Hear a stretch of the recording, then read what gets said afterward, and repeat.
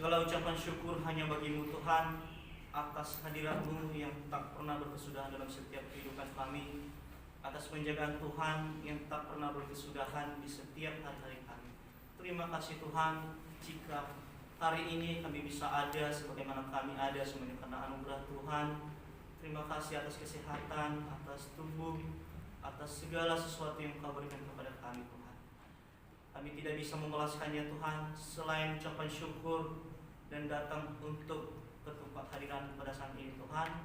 Ini tibalah saatnya kami akan mendengarkan firman-Mu, dan Engkau yang mengurapi setiap kami, dan firman-Mu yang akan memberikan kami kekuatan, penguatan, supaya setiap firman-Mu akan bertumbuh dan berakar dalam kehidupan kami. Hamba-Mu juga yang akan menyampaikan Tuhan yang serba kekurangan, biarlah Tuhan yang memperlengkapi, dan nama Tuhan yang selalu ditinggikan, dan hamba-Mu semakin direndahkan. Bapa di surga, kami siap untuk mendengarkan firman-Mu. Haleluya. Amin. Amin. Shalom semuanya. Shalom. Di nama Tuhan kita bisa berjumpa lagi untuk beribadah kepada Tuhan pada pagi hari ini. Semuanya karena anugerah Tuhan dalam kehidupan kita. Amin. Amin. Namun sebelumnya saya minta untuk semua teman-teman untuk tos kiri kanannya bilang Tuhan Yesus baik.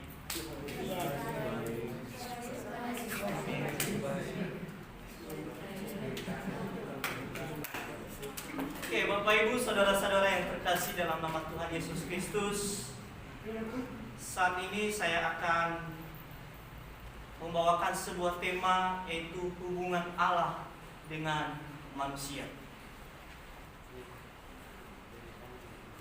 Hubungan Allah dengan manusia. Namun sebelumnya mari kita akan membacakan buku Tuhan yang terambil dari Kejadian pasal 3 ayat 1 sampai ayat yang kelima. Kejadian pasal 3 ayat yang pertama sampai ayat yang kelima.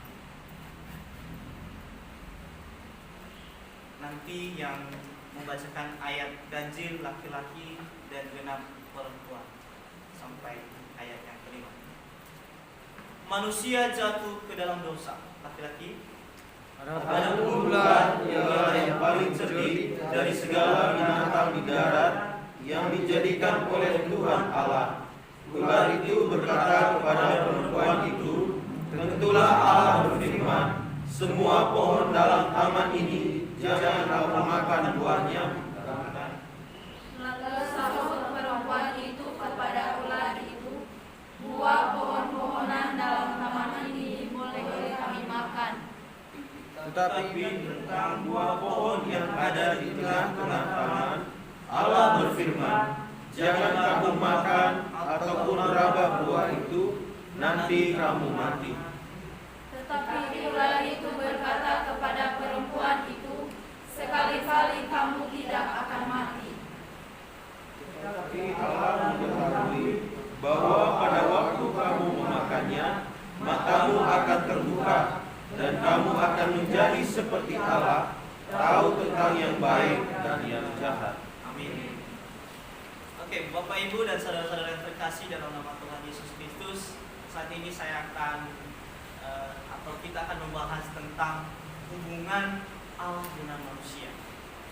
Saudara-saudara yang terkasih dalam nama Tuhan Yesus Kristus, dalam sebuah hubungan yang paling terpenting adalah memahami orang lain atau mengenal orang lain. Misalkan hubungan persahabatan, hubungan keluarga, tentu yang paling terpenting adalah kita harus memahami atau mengenal dengan siapa kita sedang menjalin hubungan. Betul nggak? Ya. Jadi mari kita membuka Alkitab dari Mazmur 9 ayat 11. Mazmur 9 ayat 11.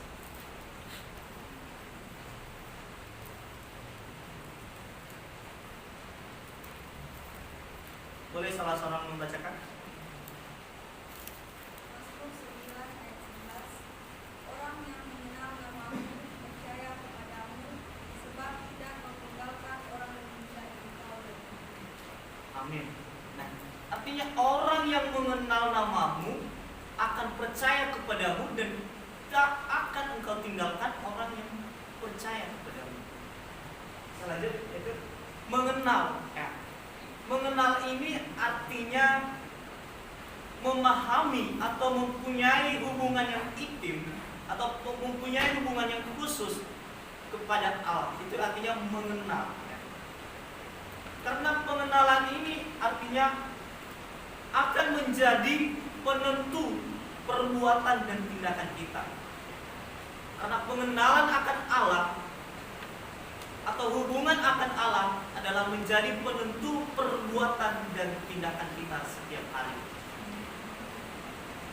Bapak Ibu yang terkasih dalam nama Tuhan Yesus Kristus, kalau kita baca di ayat yang pertama tadi atau di ayat ini bahwa terjadi yang namanya ketidak mengenal atau keraguan kepada si Hawa dengan firman atau dengan siapa yang memberikan perintah kepada si Adam bahwa jangan memakan buah pohon yang ada di tengah-tengah taman itu. Jangan menyentuh buah pengetahuan yang baik dan yang jahat. Tetapi karena dia kurang percaya atau kurang mengerti, kurang pemahaman akan apa yang disampaikan Allah kepada Adam, akhirnya dia akan karena kurang pengenalan akan Allah itu sendiri. Bukankah zaman sekarang ada hal yang sama seperti itu? Bahwa banyak anak muda yang sekarang bahwa terjerumus dengan hal-hal yang tidak sesuai dengan firman Tuhan karena ketidakpengenalan akan Allah yang sesungguhnya.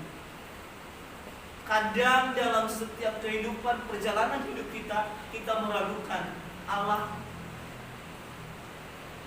Kadang dalam setiap proses kehidupan kita ragu akan penyertaan Tuhan. Demikian dengan manusia yang pertama ini, perempuan yang pertama yaitu Hawa.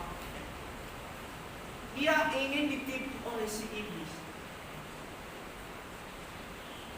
Kalau kita lihat dalam konteks ini, dia lebih percaya omongan orang atau omongan yang dia tidak kenal dibanding dia menjalankan perintah dari orang yang sudah menjaganya, sudah menciptakannya, sudah memeliharanya. Jadi teman-teman dan Bapak Ibu yang terkasih dalam nama Tuhan Yesus, mari kita mengenal siapa Allah kita. Mari kita mengenal secara pribadi. Karena pengenalan ini sangat jauh berbeda dengan tahu. Kalau hanya sebatas tahu tentang Tuhan. Kalau kita hanya tahu sebatas Tuhan, kita cukup hanya membaca Alkitab, kita cukup hanya untuk sekolah teologi. Kita sudah tahu siapa itu Allah. Tetapi mengenal Allah atau mengalami Allah itu perlu yang namanya sekolah kehidupan. Sekolah kehidupan yang bagaimana? Yaitu memiliki keintiman dengan Tuhan, memiliki komunikasi, memiliki merasakan secara pribadi hadirat Tuhan itu. Kalau sekarang kita lagi dibentuk di tempat ini, berarti itu yang namanya tahu atau belajar tentang Tuhan, tetapi bukan mengalami Tuhan. Mengalami Tuhan itu adalah secara pribadi, bukan asal kita sekolah Alkitab. Selanjutnya,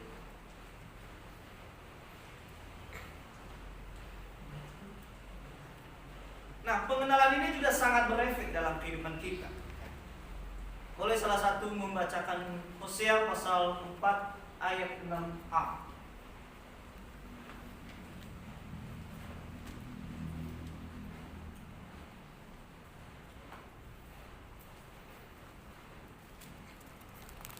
Hosea pasal 4 ayat 6a.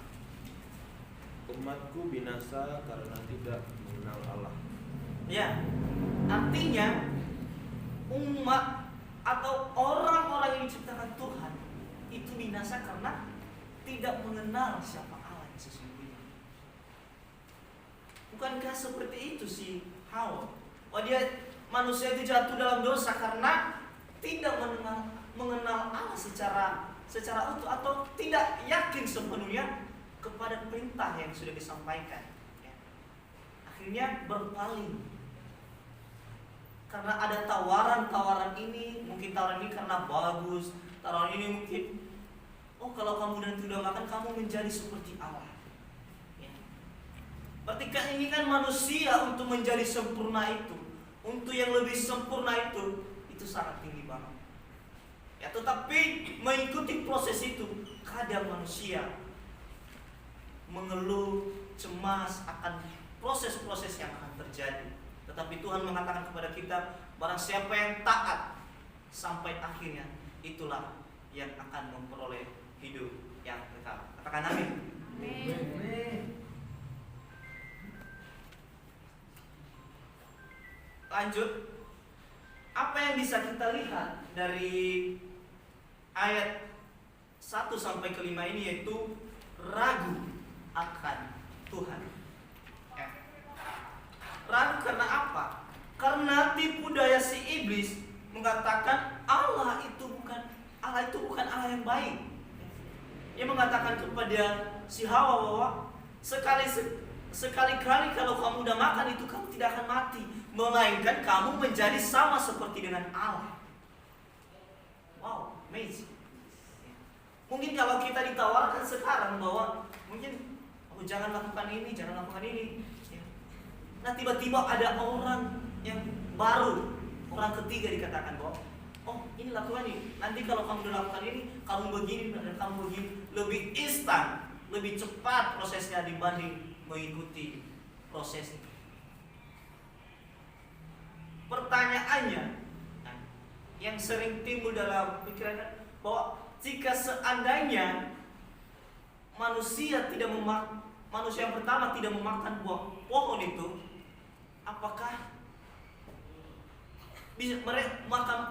apakah mereka bisa sempurna sama seperti dengan Allah?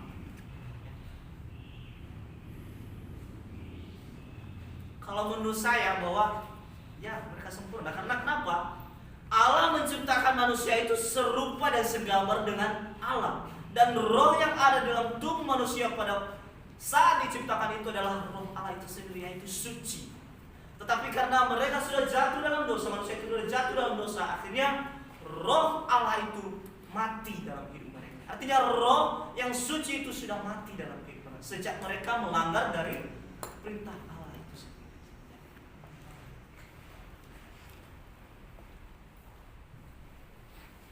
Mati karena kenapa? Karena keraguan akan Allah tadi, karena keraguan akan firman Tuhan tadi.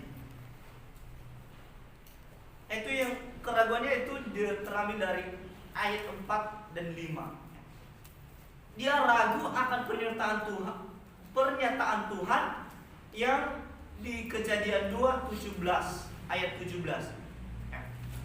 Yaitu tetapi pohon pengetahuan tentang yang baik dan yang jahat itu janganlah kau makan buahnya, sebab pada hari yang kau makan pastilah engkau mati. Harusnya kalau ada orang yang atau Tuhan sudah mengatakan hal itu kepada Adam dan Hawa, harusnya mereka takut.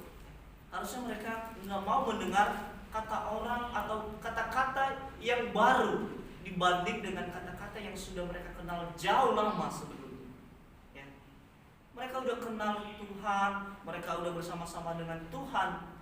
Mereka langsung komunikasi face to face. Artinya, tetapi karena keraguan dalam diri mereka, akhirnya mereka lebih mendengar atau lebih tergoda dengan kata-kata yang mereka tidak kenal. Karena tawarannya bagus, menarik. Tetapi teman-teman, untuk itu sangat pentinglah yang namanya pengenalan akan Allah. Lanjut. Di zaman sekarang juga ada yang namanya keraguan. Apa itu yang peristiwa yang sama seperti peristiwa yang kita baca, yaitu kurangnya pemahaman akan Alkitab. Di Bilangan pasal 15 ayat 32 sampai 36 ya. Di situ dirangkum bahwa orang yang tidak memahami atau orang yang melanggar perintah atau aturan Sabat akan dipermalukan dengan kejam. Di Bilangan 15 ayat 32 sampai 36. Karena terkadang kita hanya membaca tapi kita tidak merenungkan.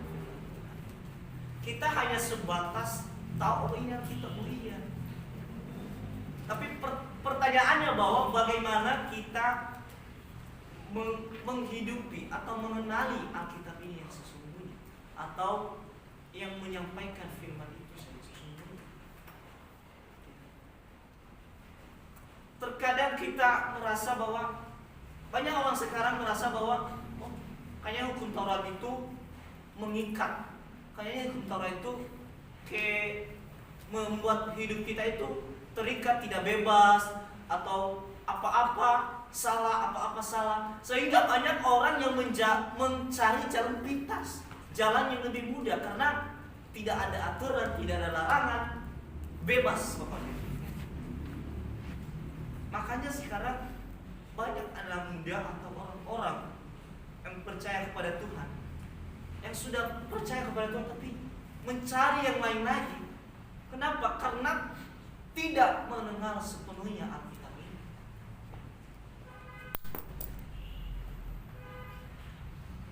Mereka tidak tahu bahwa tujuan daripada hukum Taurat itu adalah supaya dosa kita menjadi jelas dan nyata. Hukum Taurat bukan ada untuk menyiksa kita atau untuk mengikat kita atau membuat kita tidak bebas. Tetapi hukum Taurat ada untuk menyatakan atau membuat dosa-dosa kita itu menjadi jelas dan nyata. Kita lihat sehingga kita bisa bertindak hati-hati, melangkah hati-hati, mengambil keputusan hati-hati. Ya, jadi karena hukum Taurat ini memberi kita sebuah pengertian, mengajar kita, memberikan kita pemahaman. Makanya kalau hukum Taurat pada Perjanjian Lama itu sangat bisa dikatakan bahwa hampir semua orang tidak bisa melakukannya.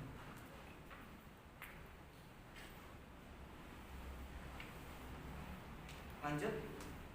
Karena semua orang tidak bisa melakukan hukum Taurat, makanya Allah datang untuk mendamaikan manusia dengan dirinya. Karena kenapa? Karena manusia itu manusia yang sudah lemah. Artinya roh yang suci yang ada dalam diri mereka sudah mati. Seperti yang dikatakan Tuhan tadi bahwa jika engkau memakan buah pohon itu akan engkau mati. Bukan mati secara jasmani, bukan, tapi mati secara rohani atau mati secara roh yang suci itu. Ya, sehingga karena roh itu sudah mati, ya, atau roh yang suci itu sudah mati di dalam tubuh manusia itu, sehingga Allah sendiri, karena manusia itu tidak bisa mendamaikan dirinya dengan Allah, karena manusia itu tidak bisa melakukan semua hukum Taurat yang tadi, ya, sehingga Allah datang dengan sendirinya, ingin mendamaikan manusia itu dengan dirinya. Karena manusia itu manusia yang lemah, manusia tidak bisa mendamaikan atau datang di hadapan Tuhan.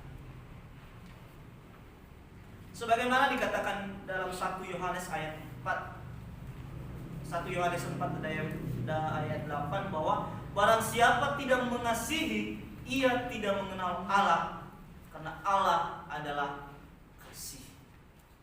Artinya Allah itu kasih, Allah itu penuh kasih. Jadi mari, kalau Allah sudah mengasihi kita saat ini, mari kita berbuat kasih juga kepada sesama kita. Seperti kesimpulan daripada hukum Taurat, yaitu kasihilah Tuhan Allahmu dengan segenap hatimu, dengan segenap kekuatan, dengan segenap akal budi, dan kasihi juga sesama manusia seperti dirimu sendiri. Ya, kenapa? Karena Tuhan sudah lebih dulu mengasihi kita. Sudah lebih dulu mengasihi kita. Ya. Jadi buat apa kita tidak mengasihi orang lain? Buat apa kita tidak memaafkan orang lain? Buat apa kita menjengkelkan orang lain? Padahal hanya kita yang ada hasil daripada kasih sayang Tuhan. Makanya kita harus sadari bahwa kita ada saat ini semuanya karena anugerah Tuhan, karena kasih Tuhan. Untuk itu marilah kita berbuat kasih kepada sesama kita. Kita jangan menyimpan dendam di dalam hati kita. Kita jangan menyimpan segala sakit hati dalam hidup kita. Tetapi marilah kita memaafkan seperti Tuhan sudah memaafkan kita.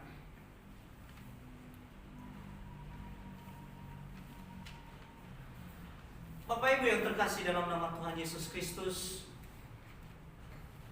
mungkin saat-saat ini kita merasakan yang namanya keraguan-keraguan itu. Yang wajar karena kita kan manusia. Biasanya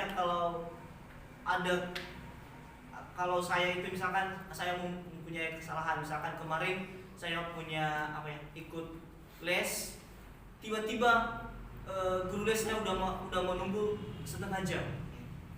Terus dia marah-marah. Terus dia bilang, "Pak, maaf Pak, namanya manusia yang tidak sempurna." Akhirnya apa? Melandaskan ketidaksempurnaan untuk menutupi kesalahan. Ya. Terkadang kita sekarang ini melandaskan ketidaksempurnaan kita itu untuk menutupi kesalahan kita. Harusnya tidak begitu. Harusnya kita bertanggung jawab atas apa yang Tuhan percayakan dalam kehidupan kita. Mungkin Bapak Ibu yang terkasih, banyak di luar sana yang menanyakan, apakah Tuhan itu masih ada sampai sekarang? Atau apakah Tuhan itu masih memperhatikan orang-orang di sekitar kita atau memperhatikan saya? Ada satu ilustrasi yang akan saya bagikan kepada teman-teman semua, bahwa di suatu tempat ada seorang pendeta dan tukang cukur. Suatu hari pendeta ini datang ke tukang cukur untuk mencukur rambutnya, membersihkan rambutnya. Terus tiba-tiba si tukang cukur ini bertanya kepada pendeta ini. Dia udah tahu bahwa yang dia sedang cukur itu bahwa Pak Pendeta.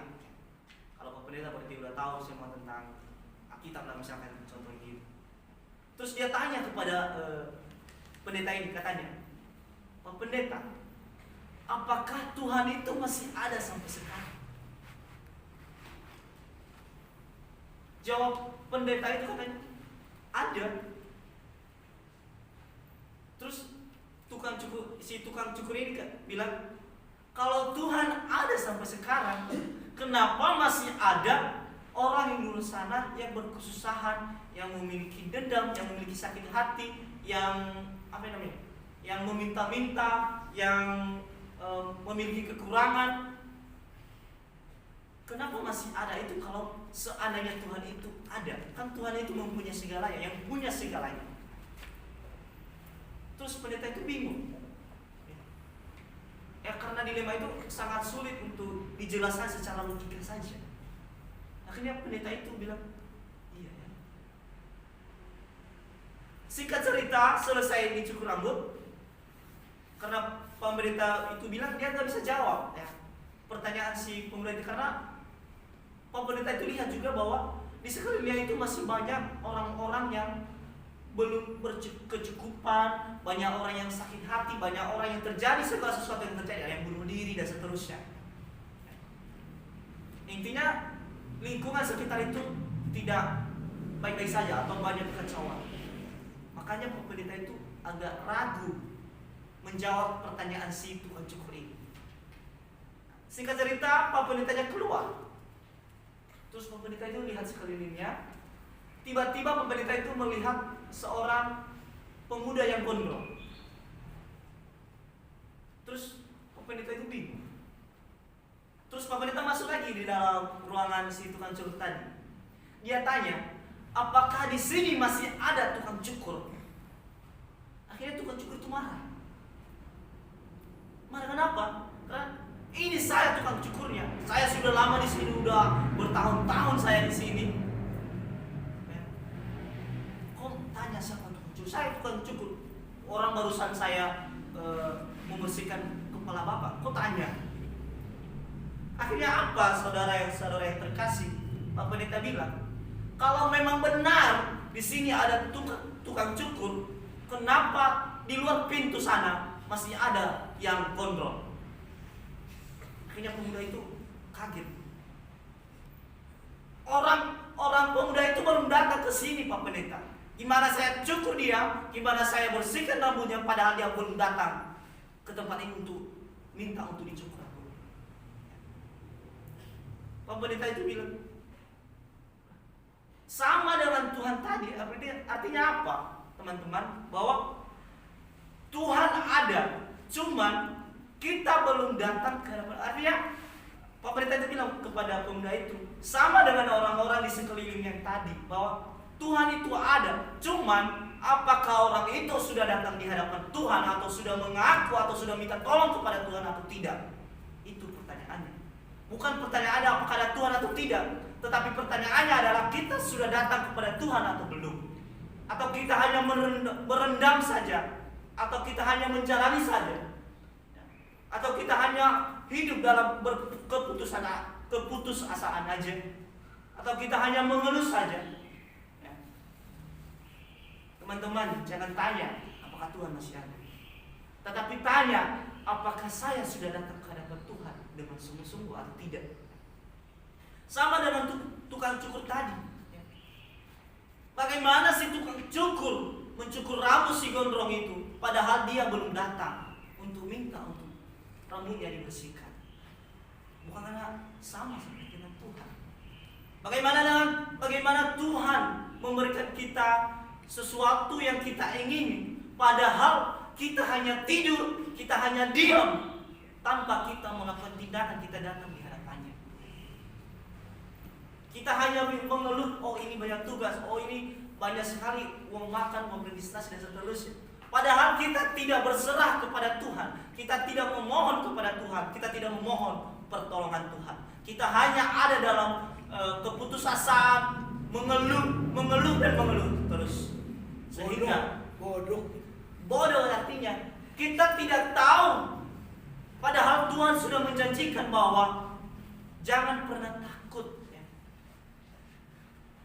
Jika kita hidup di dalam Tuhan, jika kita menghidupi Tuhan, atau roh kita bersatu dengan Tuhan melalui dengan komunikasi kita, kehidupan kita sehari-hari, otomatis dia mengatakan bahwa jika engkau hidup di dalam aku, minta saja apa yang kau minta di dalam Bapa, maka akan diberikan kepadamu.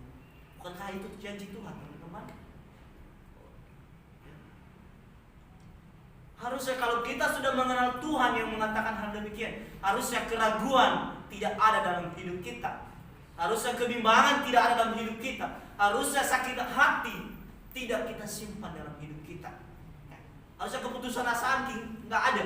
Tetapi karena Tuhan sudah, harusnya kalau kita sudah mengenal dengan benar Tuhan kita, harusnya kita berpegang atas pengenalan kita akan Tuhan.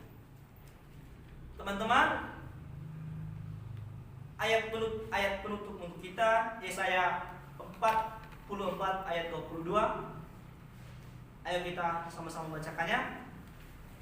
1, 2, 3. Aku telah menghapus segala dosa pemberontakanmu, seperti kabut diterbangkan angin, dan segala dosamu seperti awan yang tertiup. Kembalilah kepadaku, sebab aku telah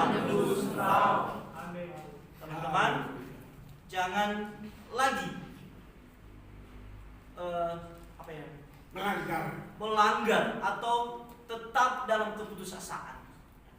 Jangan lagi melandaskan kelemahan kita atau dengan ketidakberdayaan kita, dengan kita manusia berdosa, kita itu menjadikan sebagai alasan untuk tidak hidup di dalam Tuhan. Tetapi Tuhan berkata bahwa Aku telah menghapuskan segala dosamu dan pemberontakanmu seperti kabut diterbangkan angin, dan segala dosamu seperti awan yang tertiup.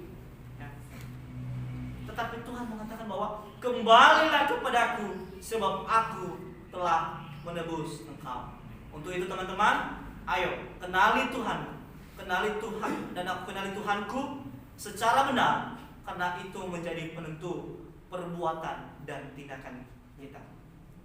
Kesimpulannya untuk kita, mari kita lebih lagi memahami, mengenal siapa Tuhan kita yang kita sembah, supaya kita tidak tertipu, supaya kita tidak tertipu dengan tipu daya si iblis.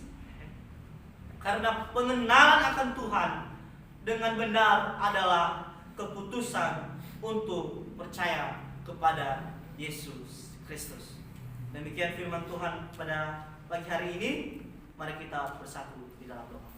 Bapa, terima kasih atas firman-Mu yang telah Engkau izinkan kami untuk kami bisa renungkan, untuk kami lebih dan lebih lagi Tuhan mengenal Engkau yang sesungguhnya, supaya kami tidak bisa digodai oleh iblis, oleh dunia-dunia yang begitu jahat ini Tuhan. Dunia-dunia sekarang sangat jahat Tuhan.